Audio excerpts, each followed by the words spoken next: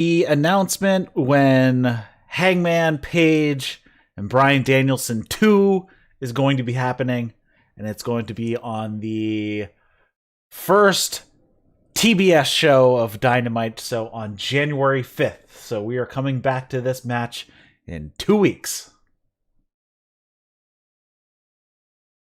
And there may or may not be judges, and there may or may not be a time limit. Like, I'm still confused about that. So it's going to be a 60-minute time limit like normal. And if it goes to the time limit, then it'll go to judges. Okay.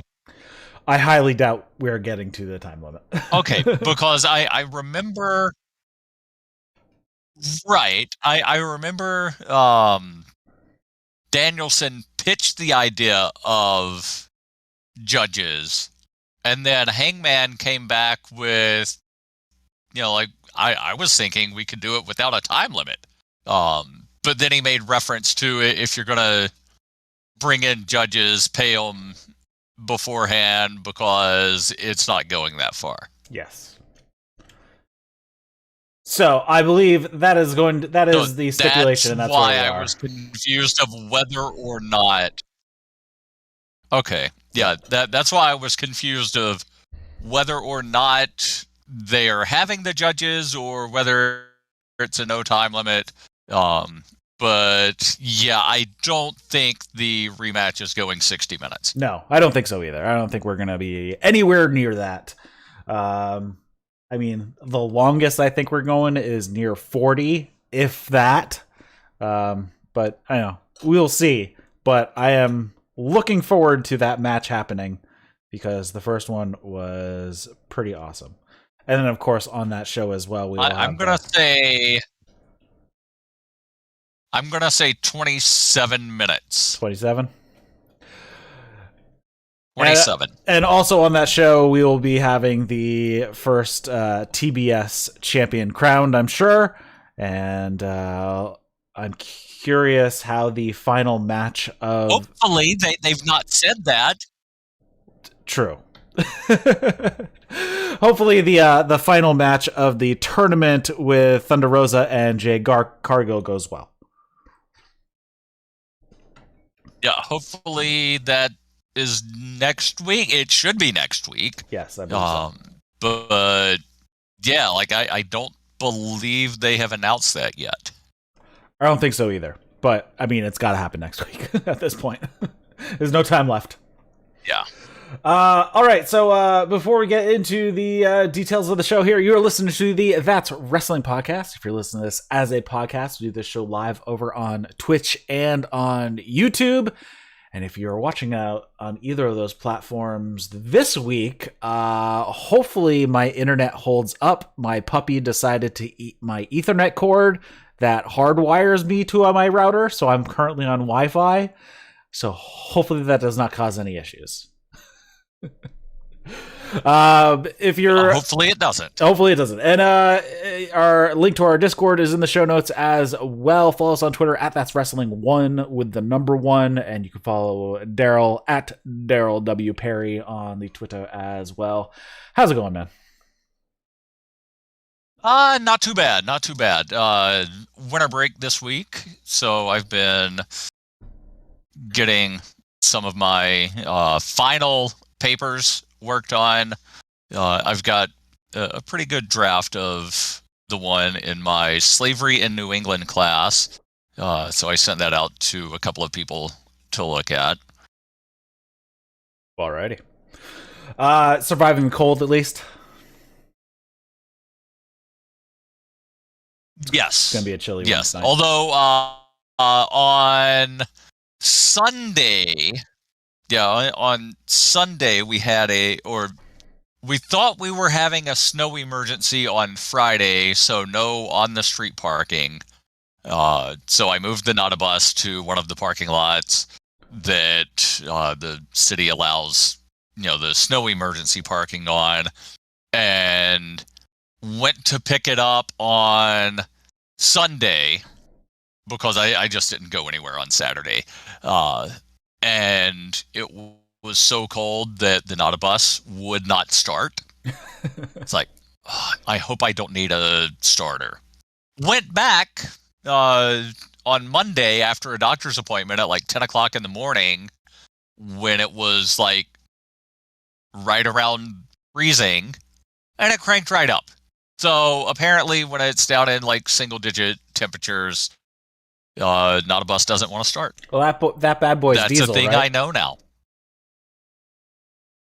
It's diesel, No. right? No, it's not. Oh, well, that's a little weird. No, it is not diesel. Oh, to clarify, because I think it's the first time you've mentioned regular. This is the first time you've mentioned the not a bus. To explain the not a bus, it is a short school bus, which legally, technically, is not a bus, so you don't need a special driver's license to drive it. Do I have that correct? Right. Yes. And when I bought it from a YMCA, there seems to be a little bit of a delay on us. When I bought it from the YMCA, they already had it set up to where it didn't have seating for 15 people plus the drivers, so their people didn't need a CDL. There you go. Alrighty, so it legally is not a bus. Let's get into the show here. Let's quickly go back to Rampage because a few things happened over there that are worth talking about. They kicked off the show with the 8-man tag of Orange Cassidy, Rocky Romero, and Best Friends versus the Young Bucks, Adam Cole and Bobby Fish. This was a pretty solid match. Everybody wants Orange Cassidy and Adam Cole to get in the ring together, as Orange Cassidy's kind of been the thorn in his side. But of course, we also have the return of Trent Beretta, so he is in there as well. And I thought this was a solid match, and we end up seeing Trent get the win with the crunchy.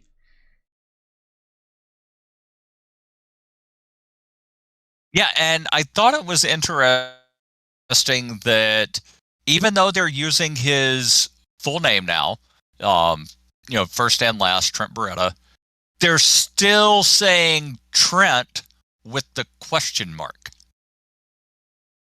Correct. Trent Beretta. It's like, that's kind of weird, but okay. Yeah. Anything on this match you want to talk about? No, good match. Solid 8-man. And it also kind of set up one of the matches that we had on Dynamite this week. All right. While I'm running down this, I'm going to disconnect and reconnect, but I'm going to be talking, so you're going to miss me, but not everybody else is going to miss me. We had Men of the Year. They came out to the ring with Dan Lambert, and then we had a kind of stare down with Cody Rhodes.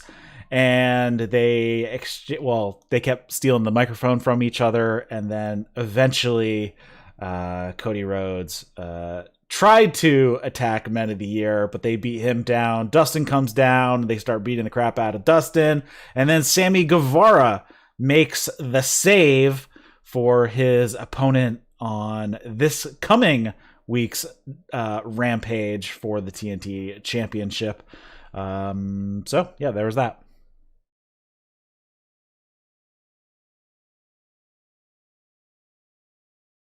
Yeah, and the announcers sort of played it off as, well, Sammy just wants to make sure that his opponent is at 100%. Yep. Then we had there was a short video hyping up the TBS Championship final 2 matches. Nothing huge out of that. Then we had Penelope Ford versus Ty Conti in a submission match. I thought this was a pretty decent match. I mean, Ty Conti is a legit fighter, so she's going to do pretty well. And I believe in the end, she submitted Penelope with what looked like a reverse Go-Go Plata.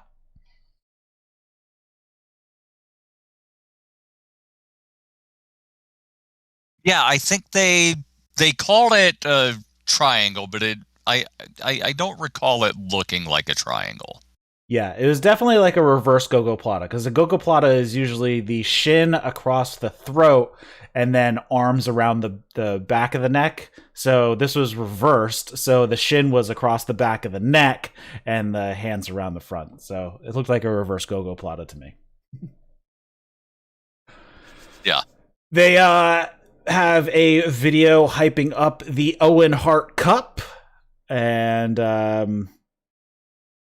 they promise an update on the when and where. I think it's going to be sometime in the May timeframe, with the finals happening at Double or Nothing. So, looking forward to that. Was it this show that they had people speaking about Owen Hart, or was that for the vignette on Dynamite?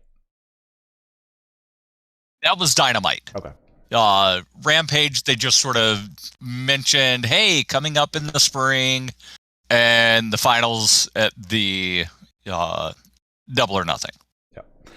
Then we had the Acclaimed 2.0 and Daniel Garcia versus Santana and Ortiz, the Lucha Bros, and Eddie Kingston. This was, again, a pretty fun match. We had the split screen to start it off. And a 2.0 and company were just yapping, and Kingston's like, are you guys done talking? Do we have to listen to this? You just keep talking, and then they end up going out to the match here. Big brawl. He tells Mark Henry, just go ahead and do your thing. There's enough talk. And then, of course, Mark Henry does his thing. Before the match starts, I love how Max Caster, like, he, comes out, starts his rap, gets like 2 lines in, and then, oh crap, and puts the mic down because Kingston, Santana, Ortiz, and the Lucha Bros just run up the stage and start the brawl. Yeah, and the line, they were in Dallas, so the line was something along the lines of, like, I'm like the CIA. I make people disappear. Just ask JFK. Or something along those lines. Yeah, we're going to put you away. We're going to put you away. I'm like the CIA and you're JFK. Yep. So. I forgot that they were in Dallas. Yep. Overall, solid match. Lots of brawling and whatnot. I believe Danny Garcia actually did a drive-by. So that was fun to see. And in the end, Danny Garcia gets the pin, grabbing a handful of the tights of Eddie Kingston. And Kingston and company are pissed. And then after the match, the heel team starts beating down the babyface team, and they run over. They hit him with the boombox, with the Acclaim that has a chain wrapped around it, and then the Jurassic Express music hits. And they're all looking up at the stage, but the Jungleboy comes out through the crowd. And they fight off the heels and save the baby faces. And they also, Jungleboy picks up the tag titles and is holding them and hands them over to the Lucha Bros. Yeah, and then Excalibur says, we could see a collision between these two teams sooner than later. And I'm wondering, since they're starting to make announcements for Battle of the Belts, I wonder if this might be the match we see at Battle of the Belts. Yeah, it makes sense. I think the only match at Battle of the Belts so far is Britt versus Riho, correct? Right. So they've announced one, so that's why I said they're starting to tell us. So I'm wondering if maybe next week, because Battle of the Belts is coming up in less than a month. Yes. It's coming up in 16, 17 days. on the 8th, right? Oh, it is on the 8th. Yeah. For some reason, I thought it was later. I was thinking 18th, but the 18th is a Tuesday. Yep. So it's on the 8th. So we got 16 days to go. Yeah. All right, we move on. Start telling us. Move on to Dynamite for December 22nd, 2021. And this is their first. They're calling it the Holiday Bash, which will contain the Rampage show on Christmas Day at a 9 o'clock start time instead of 10 o'clock. So move to Saturday and at 9 o'clock. So a little bit of a change because they play A Christmas Story over and over and over. Yeah. Plus, there's probably football and basketball and everything else that they've got to fit on things. Probably. We have the opening match is Adam Cole versus Orange Cassidy, and this was a really fun match. They did plenty of comedy spots. They drew lines in the sand to begin with. Adam Cole comes out, draws a line, the proverbial line in the sand, and Orange Cassidy walks up to it and then sidesteps around it and then draws his own line. I thought it was pretty funny. But overall, I mean, this was a great match. It actually went pretty long, too. We went through a commercial break, and did we go through a second commercial break? I can't remember. It was pretty long. I don't remember, but Wiki has it listed at 17 minutes, 20 seconds. Okay, so it would have been just shy. So probably just one break. Yeah. But this is a solid match. Orange Cassidy hit a flash beach break at one point, but Adam Cole kicked out of that. But Cole ends up hitting the Panama Sunrise, and Cassidy kicks out of that. And then Cole takes the knee pad off, hits the boom the reason Cassidy was able to kick out, Adam Cole decided to mock Orange Cassidy by sticking his hands in his tights and then laying very, as Tony Schiavone said, lackadaisically on top of Cassidy. So, he didn't do a good pin. Yes. Because he was mocking Orange Cassidy. And then he hits the boom to the back of the head, and that is all she wrote. Well, then the beach break, and then we have no, that wasn't the end. I'm totally skipping a sentence here. So Orange Cassidy kicked out of the Panama Sunrise. He ducks a boom and hits a beach break, and then he hits an orange punch. And then Bobby Fish jumps up onto the apron to distract the ref. And then out comes Kyle O'Reilly. He jumps in, beats up Cassidy, and then he jumps out, and Cole then hits the boom and gets the win. So Kyle O'Reilly comes to AEW, and we basically have the era. That's what I'm going to call them now. Or they could be the Undisputed. That you could do that too. We don't know what they're being called yet.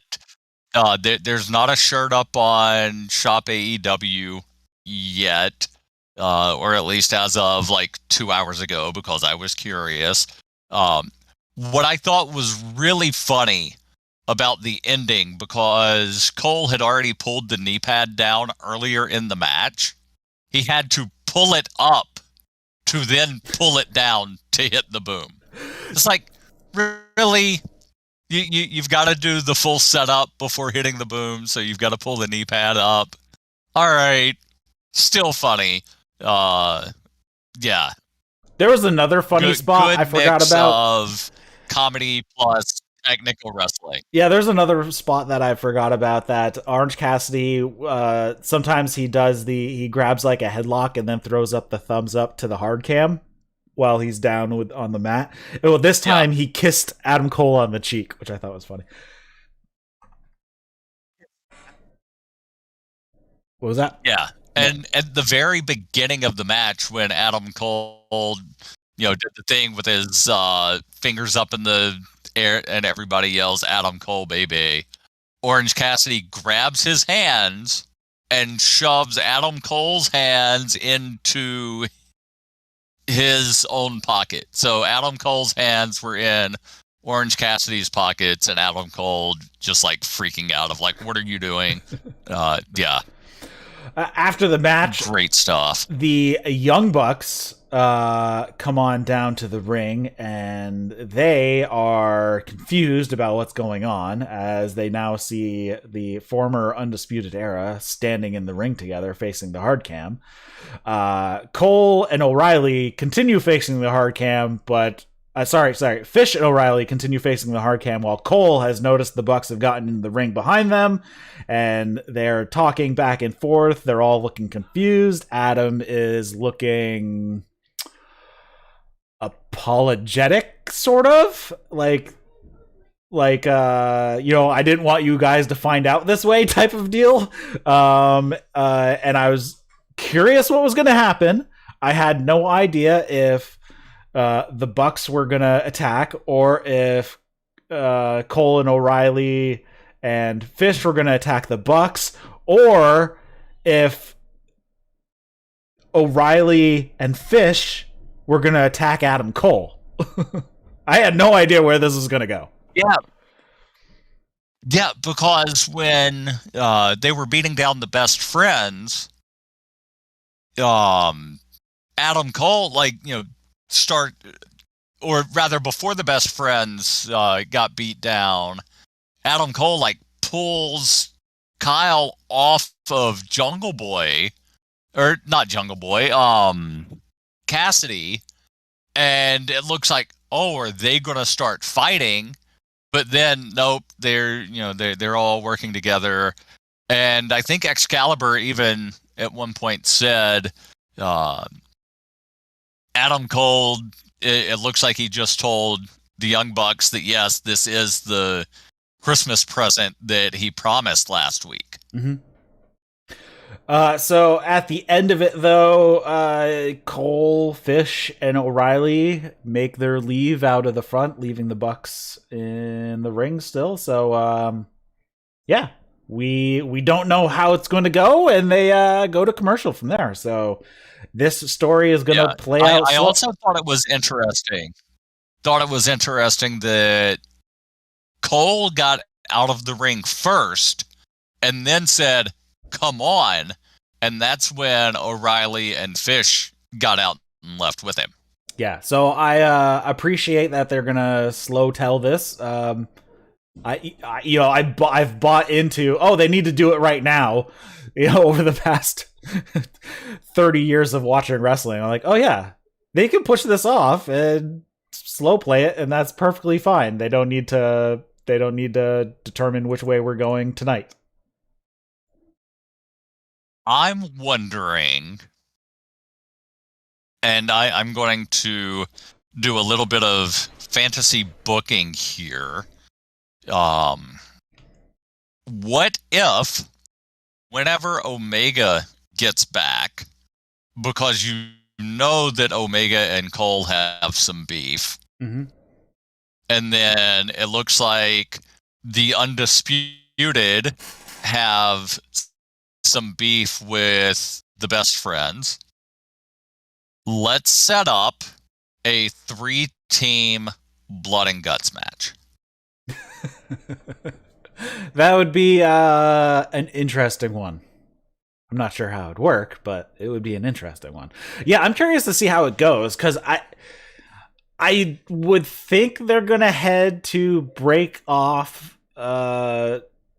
We'll just call them it for now, the Undisputed Era from the Elite, but how do they do that? Or do we get some weird mashup where we get a breakup in a direction we had no idea? Like, do we end up with Omega with O'Reilly and Fish, and Cole stays with the Bucks? No. We get Brandon Cutler as the 4th member of the Undisputed. And then Fish and O'Reilly train him so well that he becomes the TNT champion. All right, let's not give them any ideas. So it's a Brandon Cutler redemption arc that we didn't realize was in play. That would be something that we definitely did not see coming.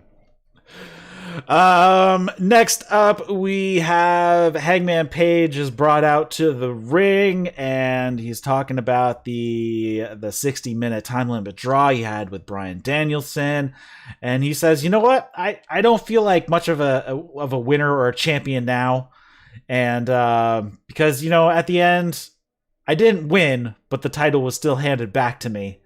And then he says, "What? But we are going to meet again in 2 weeks for a rematch." And Bryan Danielson comes out, and he says that Page is being scared, and then he also gives the excuse of, you know, the week before our match, you know, your friend John Silver kind of hurt my leg a little bit, so I wasn't 100% for our match. But from now until we fight in 2 weeks, I am not going to have a single match, so I'm going to be ready to go. And this time, if you keep milking the clock and you get to a draw again, I propose we have judges, and they will determine the winner at the end. And Page says, well, you should probably pay those judges in advance, because they're not going to be needed. Their services won't be needed, or something along those lines. Yeah. I also thought it was funny that when Danielson came out, he referred to Hangman as entitled Millennial Cowboy, because Hangman has the one t-shirt on the AEW shop that is Anxious Millennial Cowboy. So yeah, Danielson calling Hangman entitled, refers to the fans as idiots. After, you know, talking about judges, he says, certainly all of you idiots realize I won that match last week. So yeah, interesting to see how this rematch on January 5th turns out. We have a segment with the Pinnacle. We haven't seen the entire Pinnacle as a group for quite some time here with MJF. MJF is talking. Tully, though. And what? We did not see Tully. Oh, Tully wasn't. I didn't notice that Tully wasn't there. MJF. Yeah, Tully wasn't there, and Spears wasn't eating. He was not eating. So I guess that's not an ongoing gimmick, because he wasn't eating last week either. But he did have a Burberry chair. Of course he did. Yeah. So now the chair is painted as MJF's scarf. So MJF is talking down to Wardlow about last week not showing up in time for the end of his match with the champagne and all that stuff. And he says, you know, I pay you a lot to protect me, don't I? Don't I? And Wardlow's like, yes, you do. And then he's like, well, I'm not gonna blame Wardlow. And then he starts to blame that really everything's about Punk, and that it's all his fault about everything that happened.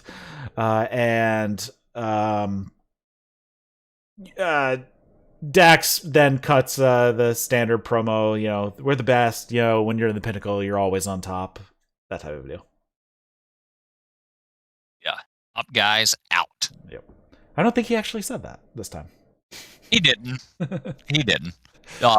And of course, this led up to, or was just before the Wardlow match that was, again, just amazing.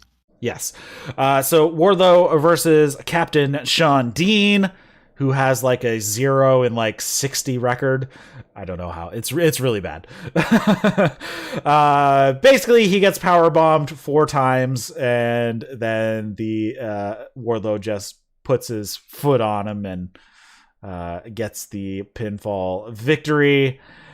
Shawn Spears runs in with the chair, hits Shawn Dean a few times, and then forceful he like grabs Wardlow's hand to raise it, and Wardlow like yanks his hand away, like he's all pissed off about it. So yeah.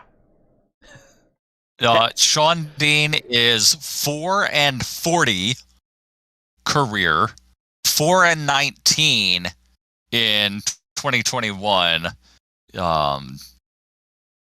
0-9 in tag matches, 4-4 in singles. Wow, I did not know he had 4 victories. Yeah, all 4 of those came this year, and I'm guessing on Dark. Yes, definitely on Dark. Or Elevation. Yeah, I consider that Dark. So I'm assuming they're picking it up here, and we're going to get the Wardlow break off soon-ish. I hope so. Though I still love Shawn Spears as the accountability buddy. Yeah. So we'll see. We have Dan Lambert and Men of the Year. Dan Lambert's cutting the promo up in the luxury box, as he has done in the past, and he's talking about how Tony Khan gives all of his friends title shots and whatnot, but what about Scorpio Sky and Ethan Page? And he goes on talking about he runs down the fans of AEW like he normally does, and basically says that Sky and Page are more deserving, and says that Tony Khan is trying to figure out how to get you guys to cheer Cody Rhodes, and they're going to be watching the TNT title match with Sammy and Cody on Christmas night, and they don't care who wins, and all they care about is one of the guys from Men of the Year is going to get a title shot after the match on Christmas Day. I also loved how Lambert said, Cody's a bigger dick than I am. Yes. We have the Christmas party featuring Britt Baker and Tony Schiavone and company, and right when they cut in, Tony has like a ball of mistletoe, and he's holding it over Britt, and Jamie Hayter smacks it away. I did not notice that. It was hilarious. So he had a ball of mistletoe, and Jamie Hayter smacks it away from him. So that's a little creepy on that part, because I actually he's like what, twice her age or more. I think he's old. I think he said he's older than her dad is. Yeah. We already have lecherous Jim Ross. We don't need lecherous Tony Schiavone as well. No. I do have to say, we didn't mention it, Tony Schiavone was taking so many shots at Adam Cole during the opening match. It was hilarious. Mostly about his hair. I noticed that, but I just figured it was, Schiavone being, the face commentator taking shots at the heel wrestler. Yeah, well, he goes especially hard at Adam Cole, so I think it's funny. Yeah. Also, another thing that I don't think I called out anywhere is Taz was pretty salty because he's like, "Oh, this is the last Dynamite I'm doing. JR's coming back. You guys are throwing me out of here. What do I care?" It's so funny all night. Yeah, and then he kept trying to get Excalibur to react to some of his stupid, inane comments. Mm-hmm. And Excalibur's just like no selling stuff. It was great. And then I think at some point Taz called him No Sell Jones. Yeah, that luckily was during one of the breaks. It was during the break. But yeah, he also said, Excalibur, I'm getting kind of tired of you. Because they also do Dynamite together, or not Dynamite, they do Dark together. So yeah, they do commentary with each other a lot. Yeah. So Taz was on point all night. He was entertaining as hell. Anyway, back to the Christmas celebration here. Britt Baker goes on and basically complains that Riho is undeserving of a title shot. And yeah, we may know that all Riho wants for Christmas is the women's title, but Riho is out of her league. And then she throws out the Christmas storyline. Hope you don't shoot your eye out, kid. And then it's the time of Dr. Britt Baker, DMD, or sincerely Dr. Britt Baker. Yeah, and then of course should we mention Shivani's ugly Christmas sweater? It wasn't a Jacksonville Jaguars Christmas sweater. Yeah. Okay. Yeah, it's a Jaguar sweater, but like it was kind of an ugly sweater. And then when they came back to commentary, and Taz is like, "How come I didn't get one of those nice sweaters?" I mean, well, I guess Excalibur didn't either. And Excalibur says, "I'm wearing under the suit jacket." So that's pretty good. We have a video package for the Owen Hart Cup once again. This time we have a lot of guys commenting on what Owen meant to them and what Owen meant to the business and all of that jazz. We had comments from Matt Hardy, Adam Cole, and a bunch of others. Dustin. Mm-hmm.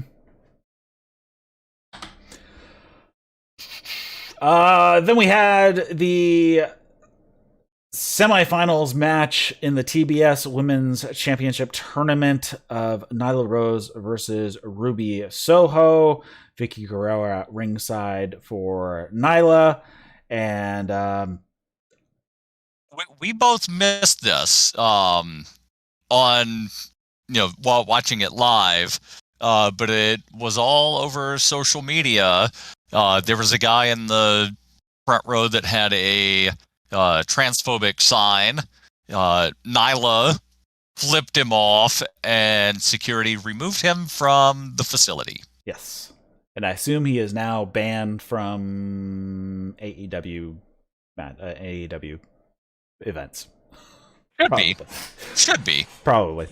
So yeah, that's kind of the big news that came out of, all over social media. But the match was actually pretty decent. This is probably this is probably one of the better matches of Nyla Rose. I mean, it was sloppy in spots, but for the most part, they really played it up the size difference. And Ruby is such a good seller. Near the end of the match, Nyla is attacking Ruby's shoulder.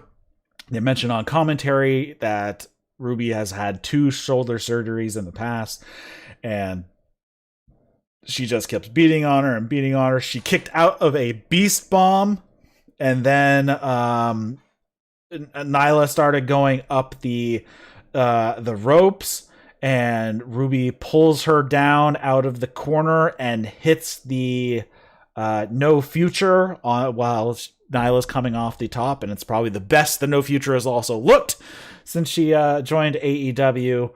And she gets the pinfall victory. That is, Ruby gets the pinfall.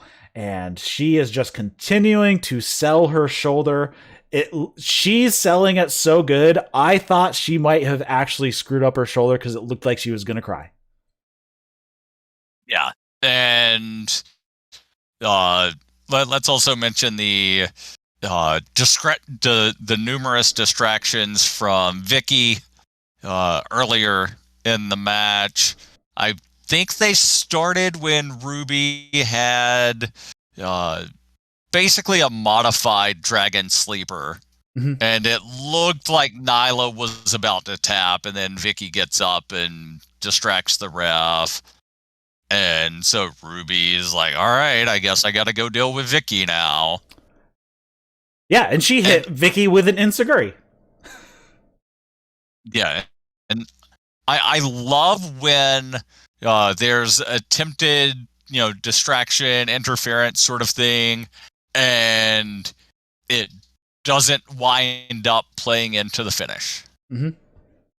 Yeah, where it's like, oh, yeah, just because you're, distracting the ref or, distracting the opponent doesn't always mean you're going to win.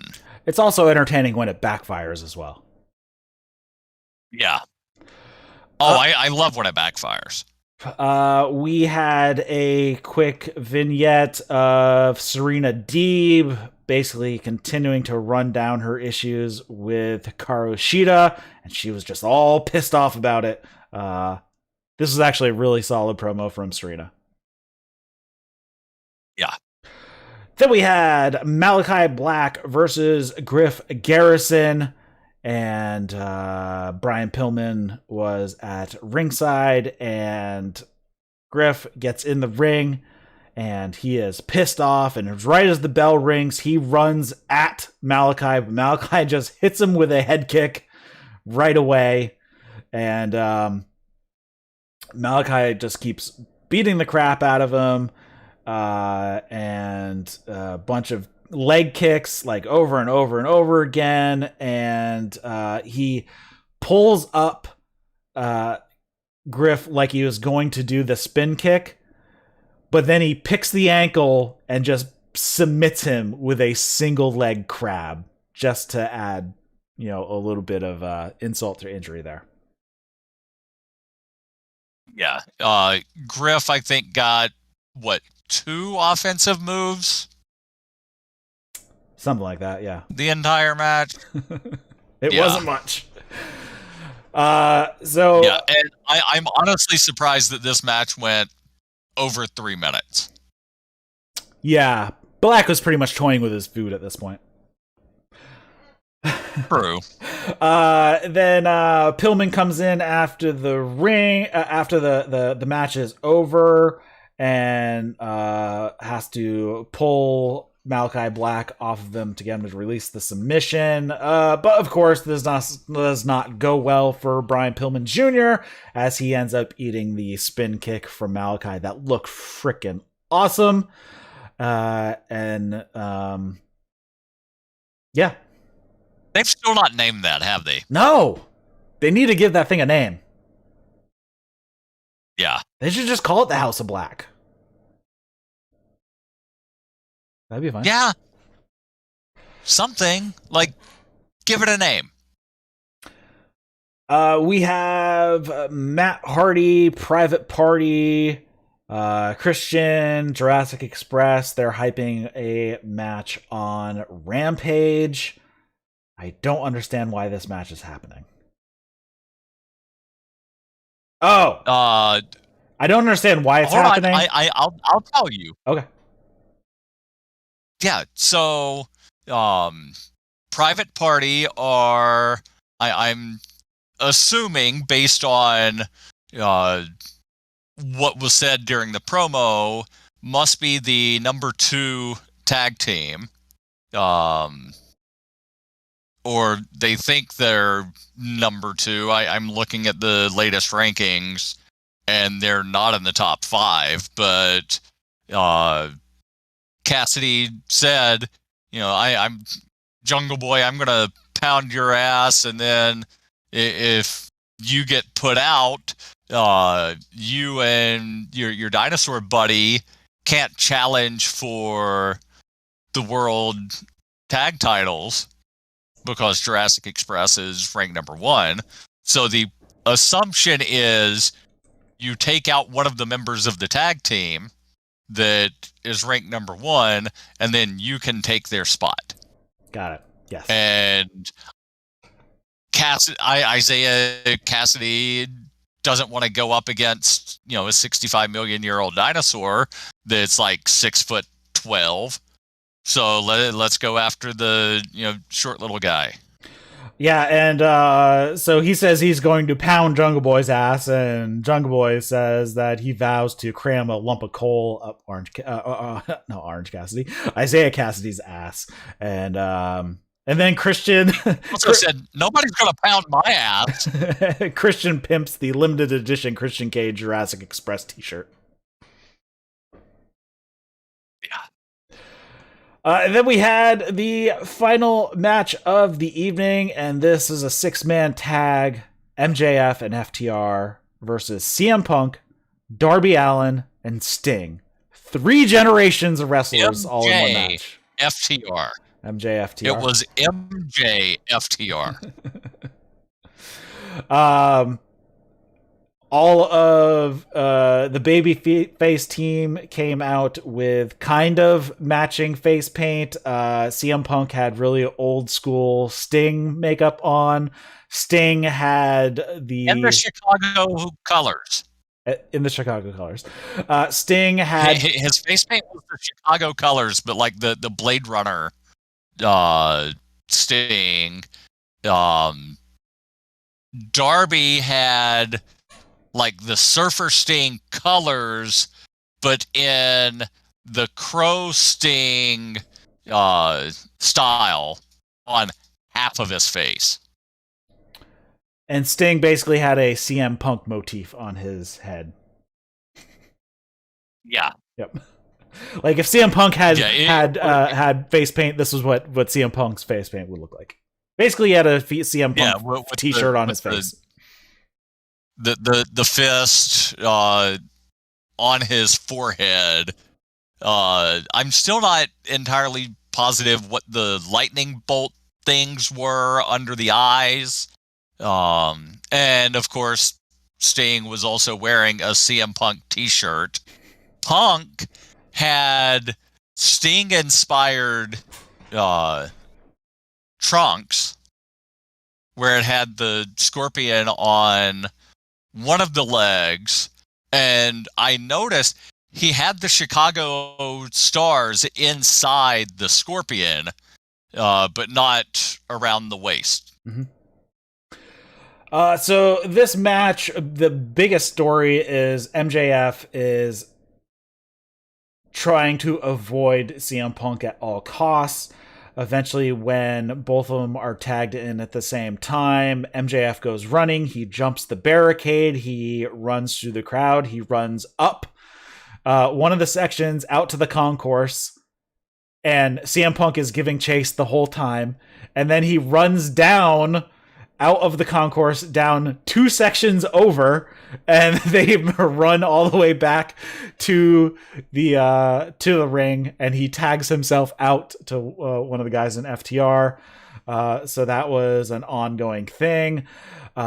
Sting was actually the one... And during that, one thing that kind of annoyed me was during the whole, like running through the arena, the ref never started the 10 count. Yes, I noticed that.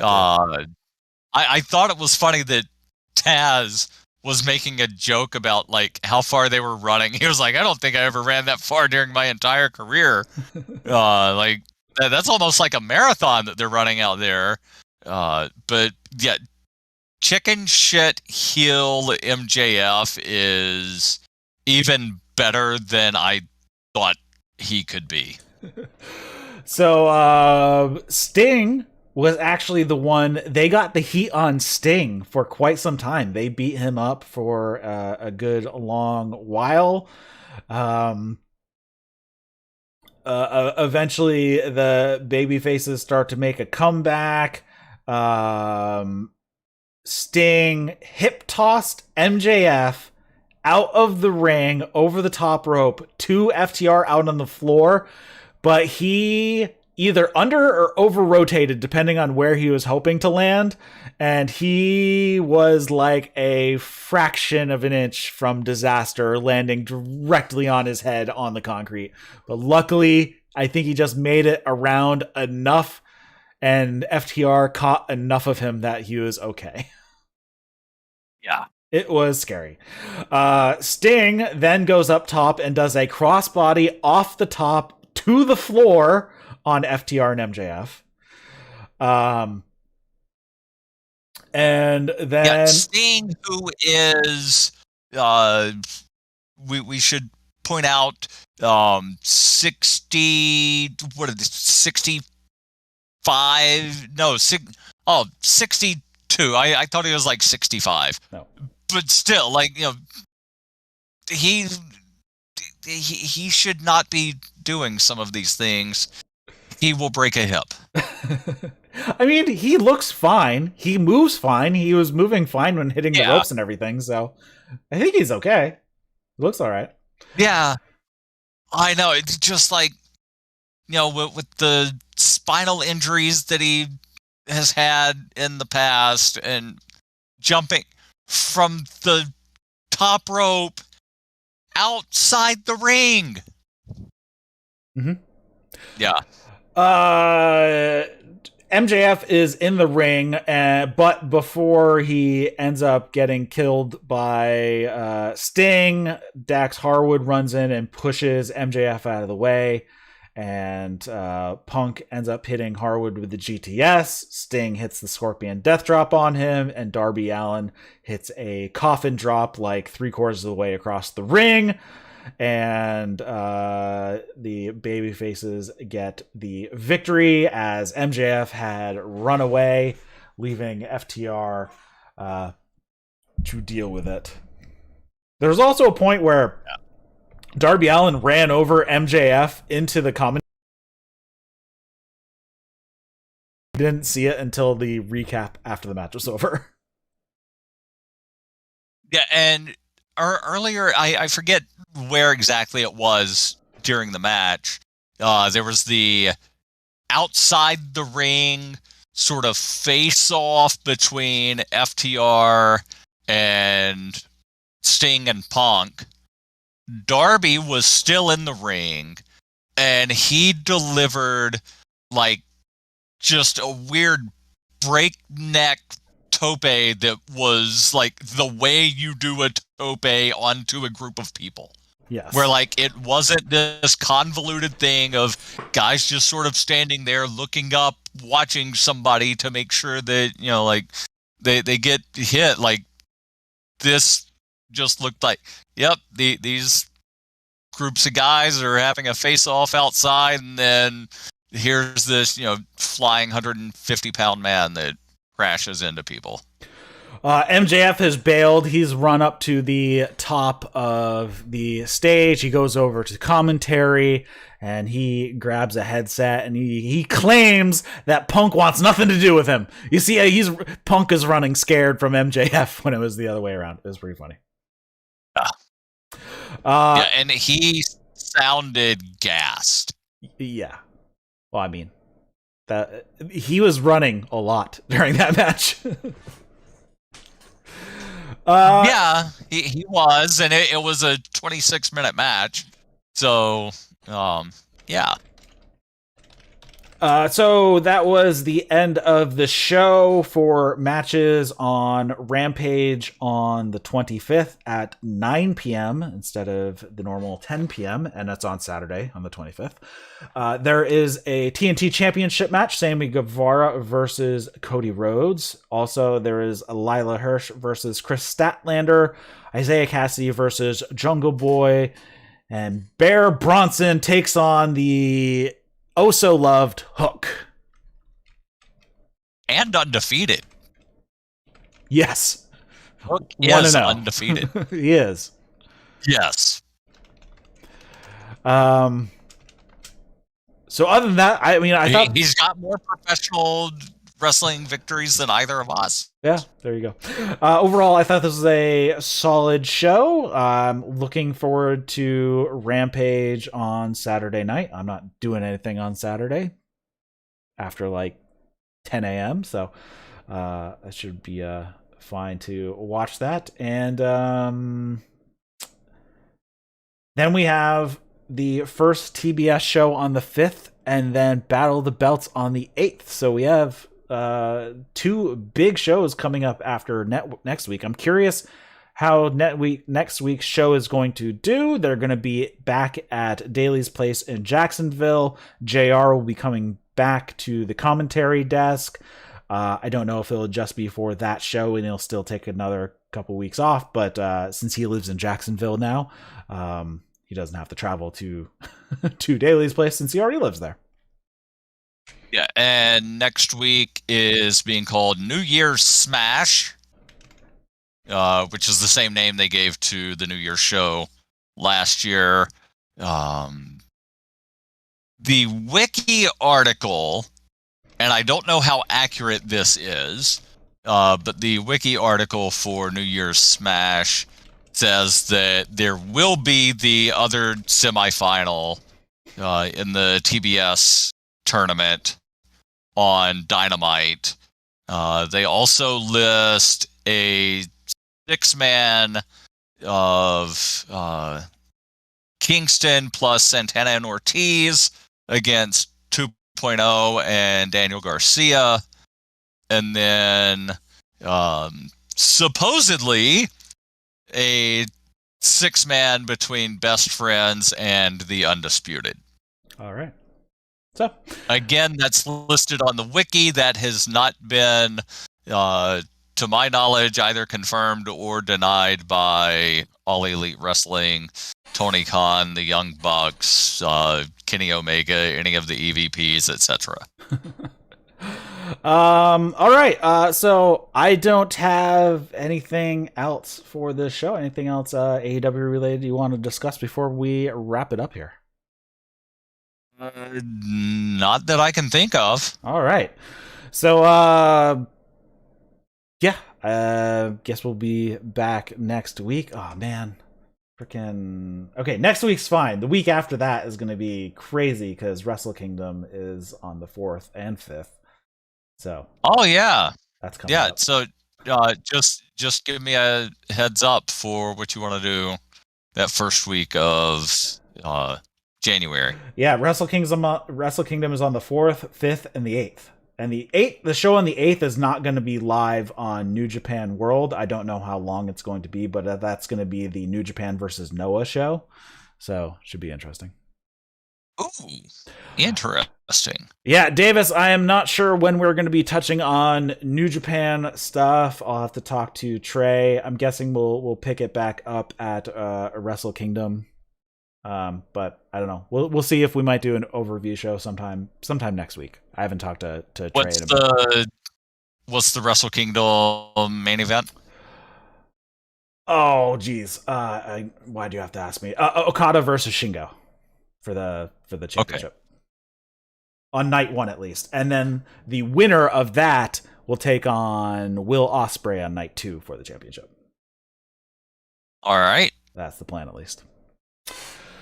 All right, so we're going to wrap it up here. Thanks everybody for watching, listening. If you're watching this as a podcast, watching this on YouTube or Twitch, we do the show as a podcast. If you're listening to this as a podcast, we do the show live over on Twitch and on YouTube. You can follow the links in the show notes for that. Follow us on Twitter at That's Wrestling 1. There's a link to our Discord in the show notes as well. And thanks, Darryl, for joining me. You can follow Darryl at Darryl W. Perry on the Twitter as well. So, for Darryl W. Perry, my name's Eric LaRoche. You've been watching and listening to That's Wrestling. We'll see you next time.